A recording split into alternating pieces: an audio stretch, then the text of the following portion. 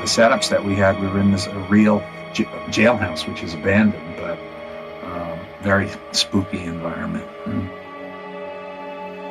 Giving it a real sort of stark quality, almost a noir kind of a quality to it that matches the game.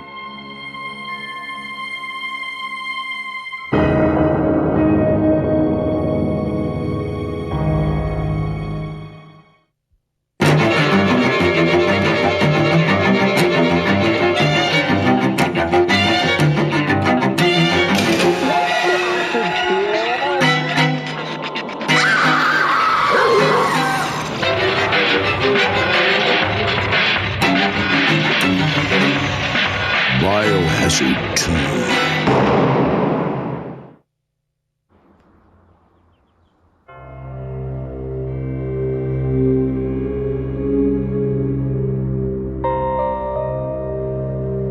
Well, what we were trying to do, this is a commercial for Biohazard 2, but we wanted it to look like a movie, so we basically wanted to produce it very much like a movie instead of like a commercial shoot.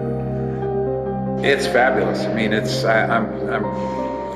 I love making the movies, and it's great that there's a game which is, it's like a flashback to that genre, and it's, I can feel maybe a little bit like I had some influence on it, and so I feel very flattered, And it was just like a small motion picture shoot with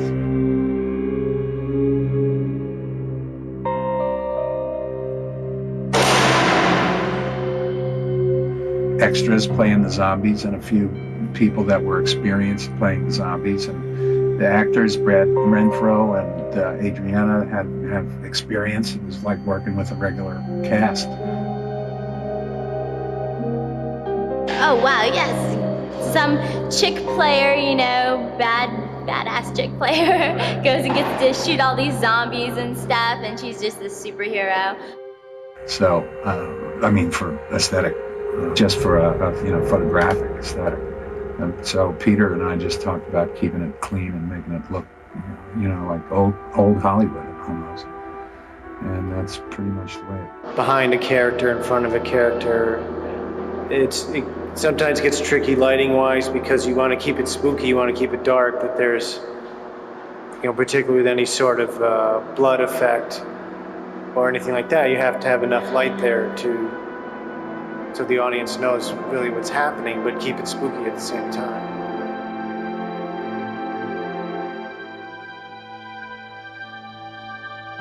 Screaming Mad George was fabulous. I mean, the zombies, he made some really terrific zombies for us. I just wish we could have given them more screen time. Well, now, zombie is something that is very, in a way, it's so overdone.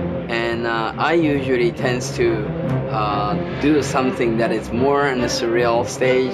So, and then, trying to make something very different from anybody's done, same genre. But in the sense of zombie, is it very difficult to try to put something very, surrealistic imagery thing going on, because then it really cuts off from the original, point. You're right. So, I just thought, okay, well, we should just do it, make the really good zombies. You know what I mean? Instead of trying to do some different thing because they want a zombie and this is that. You're right. So, I just thought, okay, well, we should just do it, make the really good zombie. When I grew up on horror movies, the horror movies of the 40s and early 50s, zombies were always this sort of lower, blue-collar monster, And they were just vampiric. They were hungry for human flesh or blood or both.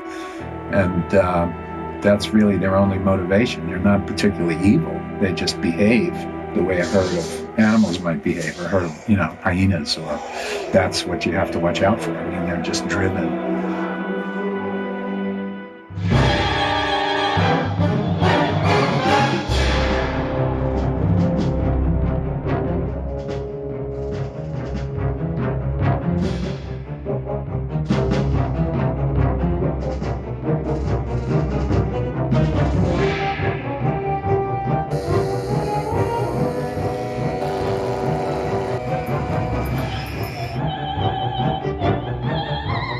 Well, you know, it's funny when you get a bunch of zombies in a room. I find all the times that I've worked with zombies, if I make any physical move when I'm talking, then all of a sudden they all do it.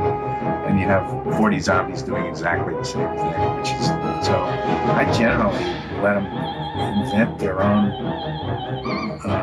moves, you know, how they want to behave. Basically just tell them.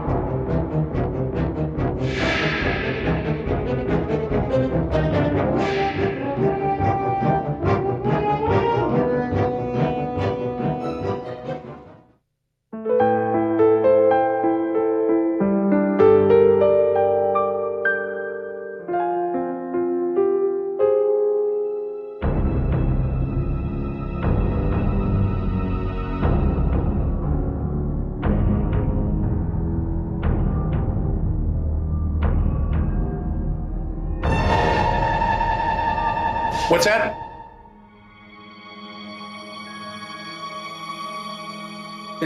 Doesn't it kind of reflect on, I kind of like it because it's a real big change coming from a spiritual hero to an actual literal hero. It's also very fun material, but it's good because it's a good little switch around. I don't know why, but pretty much left it up to me. I might be able to handle it. I don't know. And you also like the naturality of it, you know? I mean, Brad was interested in the character, and even though it's a very short piece, he was interested in, you know, knowing how to handle guns.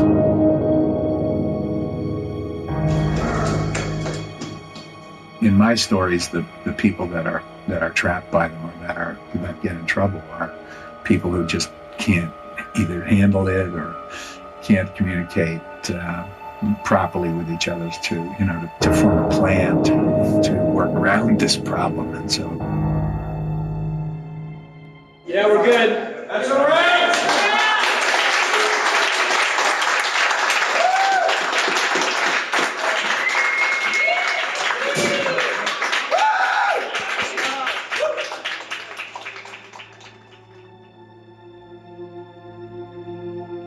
they don't have a lot of power. They move slowly. You can defeat them easily one at a time. But when there's enough of them, and when you're not very organized yourself, or your group can't communicate or whatever, you know, they're going to get you. And those are thematically what I've always worked with.